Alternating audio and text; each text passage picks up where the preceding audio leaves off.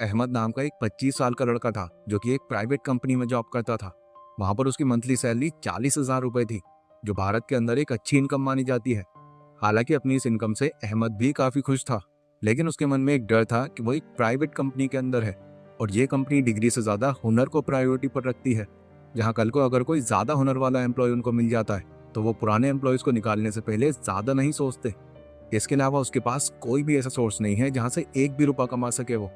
अहमद का वहां पर एक दोस्त था, सुमित नाम का, जो महीने के 90,000 रुपए कमाता था। सुमित उसी कंपनी के दूसरे डिपार्टमेंट में मैनेजर का रोल संभालता था। सुमित के अंदर एक खास बात यह थी कि उसमें हुनर काफी ज्यादा था और इससे वो हर टाइम काफी कॉन्फिडेंट नजर आता। उसे देखकर ऐसा लगता कि मानो उस पर किसी भी तरह का प्रेशर नहीं है।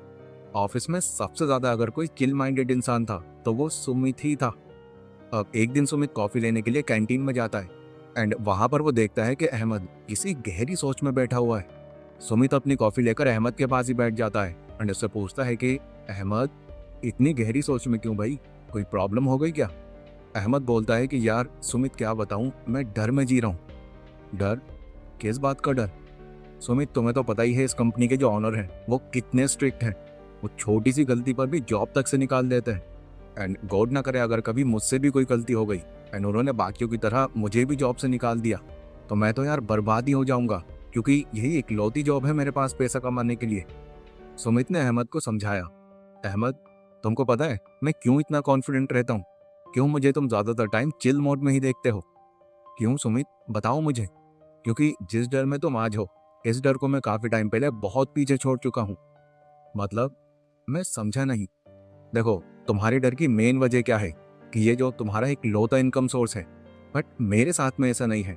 मैं ऑलरेडी अपने लिए इतने एसेट्स क्रिएट कर चुका हूँ कि अब मुझे जॉब सिक्योरिटी की भी टेंशन नहीं है, क्योंकि इन एसेट्स की वजह से अब मेरी मल्टीपल जगहों से इनकम आ रही है। एसेट्स? ये क्या होता है? अहमद, एसेट्स वो चीज़ें होती हैं जो तुमको पैसा कमा कर देती हैं, जैसे तुम्हारे केस में तुम्हारी ये नौकरी। बट प्रॉब्लम यह है कि तुम्हारे पास सिर्फ यही एक एसेट है। नहीं नहीं नहीं नहीं, अगर ऐसा है तो मेरे पास एक और एसेट है, मेरा बैंक अकाउंट, क्योंकि वहां पर मेरा पैसा हर साल 4% से ग्रो हो रहा है, वो भी मेरी बिना इन्वॉल्वमेंट के। ये है ना मेरे लिए एसेट। अहमद, ऐसा तुमको लग रहा है, बट अगर तुमने अपना बचा हुआ सारा का सारा पैसा बैंक में रख रखा है तो वो तुम्हारे लिए एक एसेट नहीं, एक लायबिलिटी है जो तुम्हारा लॉस करा रही है। वो कैसे? देखो, एक सिंपल सी कैलकुलेशन से मैं समझाता हूँ तुमको। तुम्हारा बैंक तुमको हर साल 4% इंटरेस्ट दे रहा है, यानी अगर तुम्हारे बैंक अकाउंट में 1 लाख रुपए हैं तो 1 साल के बाद तुमको उन पर 4,000 रुपए मिलेंगे। बट इधर अगर तुम महंगाई को देखो तो यहाँ पर हर साल 7 से लेकर 9% तक का जंप आ रहा है। यानी इस साल अगर तुम्हारे राशन पानी और जरूरत की चीजों की कीमत अगर 1 लाख रुपए है तो अगले साल तुमको इतने ही राशन पानी और जरूरत की चीजों के लिए लगभग 1,08,000 रुपए चाहिए होंगे। तो अब तुम समझो, इनडायरेक्टली तुम्हारे बैंक के अंदर उन पैसों की वैल्यू बढ़ नहीं रही, उल्टा कम होती जा रही है। हाँ, ये तो मैंने सोचा ही नहीं। लेकिन अब तुम ही बताओ सुमित, मैं और कौन कौन से एसेट्स क्रिएट करूं जिससे मुझे भी तुम्हारी तरह अलग अलग जगहों से रेगुलर इनकम आती रहे। देखो, मैं तुमको वो एसेट्स बता देता हूँ जो मैंने खुद के लिए बनाए हुए हैं। इन्हीं में से तुम डिसाइड कर सकते हो कि तुम्हारे लिए कौन सा बेस्ट है। मेरे पास अभी के टाइम में 4 एसेट्स हैं जहां से मुझको फाइनेंशियल तौर पर या तो रेगुलर इनकम आ रही है या इनकम बढ़ाने के रास्ते खुल रहे हैं। एंड इसमें सबसे पहला एसेट है मेरी एजुकेशन।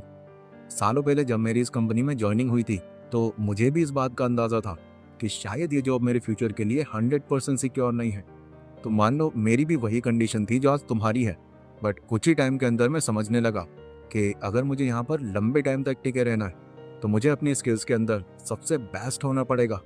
यहाँ पर मेरा सबसे पहला काम सेल्स एग्जीक्यूटिव का था, जहाँ मुझे कंपनी के लिए पर डे के हिसाब से सेल्स निकालनी थी। अब उस टाइम मेरे साथ में जितने भी कलीग्स बैठे हुए थे वो सेल्स निकालने के लिए वही पुराने घिसे पीटे तरीके अपना रहे थे। तो मैंने यहाँ पर इनको फॉलो करने की जगह अपने नए तरीके इजाद किए, जिनके लिए मुझे कुछ बुक्स और कुछ कोर्सेज बाय करने पड़े। डेफिनेटली यहाँ मेरा पैसा तो खर्च हुआ, लेकिन मुझे ये क्लियर था कि मेरी ये इन्वेस्टमेंट मेरे लिए आगे चलकर एक एसेट की तरह काम करेगी। और सच में ऐसा हुआ भी।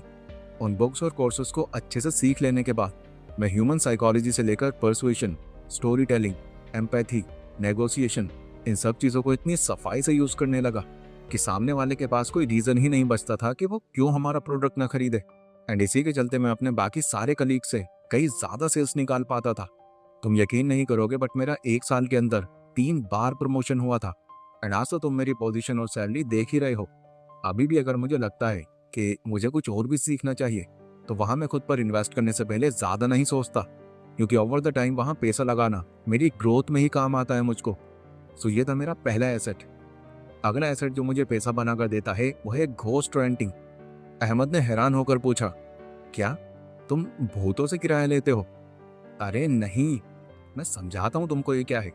देखो, तुमको भी पता है कि अगर तुम्हारे पास कोई स्पेस है, कोई हॉल या कोई घर वगैरह, तो तुम उसको रेंट पर देकर अच्छे पैसे कमा सकते हो। बट रेंट पर देने के लिए एक अलग घर खरीदना, इसको हर कोई अफोर्ड नहीं कर सकता। And to be very honest, मेरे पास भी फिलहाल इतने पैसे नहीं हैं कि 50-60 लाख रुपए लगाकर मैं कोई दूसरा घर खरीद सकूं। मेरी तो टोटल सेविंग्स ही 10 लाख रुपए की थी, जो मैंने लगभग 2 सालों में जमा की थी। लेकिन फिर भी मैं रेंटल इनकम कमा रहा हूँ। पर कैसे? अहमद ने बड़ी हैरानी से पूछा। देखो, इंडिया की पॉपुलेशन पिछले कुछ सालों में बहुत तेजी से बढ़ रही है एंड आज तो हम पॉपुलेशन के मामले में पहले नंबर पर आ चुके हैं। एंड इसी को देखते हुए मुझे ये सालों पहले ही अंदाजा लग गया था कि आने वाले टाइम में रियल एस्टेट की डिमांड काफी बढ़ने वाली है। लोगों को रहने के लिए घर चाहिए होंगे, जगह चाहिए होगी, बट अगेन हर कोई अपना खुद का घर अफोर्ड नहीं कर सकेगा। तो मेरे और मेरे 4 कलीग्स ने मिलकर 10-10 लाख रुपए अरेंज किए एंड 50 लाख के इन्वेस्टमेंट में एक जमीन लेकर उस पर 5 मंजिला फ्लैट तैयार करवा दिया। वो फ्लैट जब पूरी तरह बनकर तैयार हो गया तो उसके हमने हर एक फ्लोर को 13,000 रुपए मंथ के हिसाब से रेंट पर देना शुरू कर दिया। अभी लगभग 6 साल बाद मैं उस रेंटल इनकम से 9,36,000 रुपए रिकवर कर चुका हूँ एंड अगले साल में इस फ्लैट के साथ साथ इसकी पूरी इन्वेस्टमेंट रिकवर कर चुका हूँ। फिर इसके बाद इसकी रेंटल इनकम एज प्रॉफिट मेरे पास आएगी। तुम ये मानो, मुझे इन 6 सालों में मेरी 10 लाख रुपए की इन्वेस्टमेंट पर 9.5 लाख रुपए का प्रॉफिट हो गया। इनफैक्ट अब तो मेरी प्रॉपर्टी की कीमत भी बढ़ गई है। अब एक बार के लिए जरा इमेजिन करो, अगर ये 10 लाख रुपए मैंने यहाँ लगाने की जगह सेविंग्स अकाउंट में रख दिए होते एंड मान लो अगर मुझे उन पर 5% भी इंटरेस्ट मिल रहा होता, तो मेरे ये 10 लाख रुपए 6 सालों के बाद कंपाउंड होकर 13,40,000 के आसपास बनते। मतलब 10 लाख रुपए पर 3,40,000 रुपए, देख रहे हो, आधे से भी कम। तो इसीलिए ये रेंटल इनकम मेरा दूसरा बड़ा एसेट है। मेरा अगला एसेट जो मैंने अभी हाल ही में बाय किया है वो है एक लिमिटेड एडिशन गोल्ड वॉच, जो कि 5 लाख रुपए की है। अहमद ने फिर से सुमित को टोक दिया, अब ये तुम्हारे लिए एसेट कहाँ से हुआ?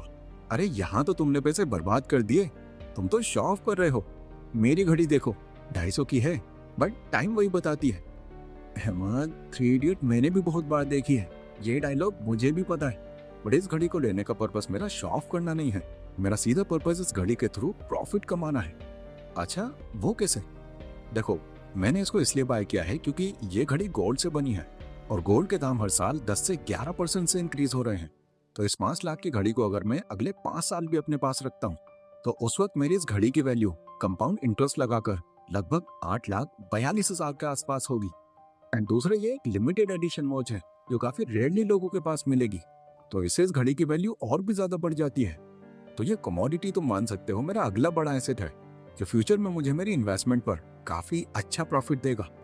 अहमद ने सुमित से पूछा, सुमित एक बात बताओ, अभी तुम्हारी सैलरी 90,000 रुपए है, 13,000 रुपए तुमको रेंटल इनकम आती है, टोटल होते हैं 1,03,000 रुपए।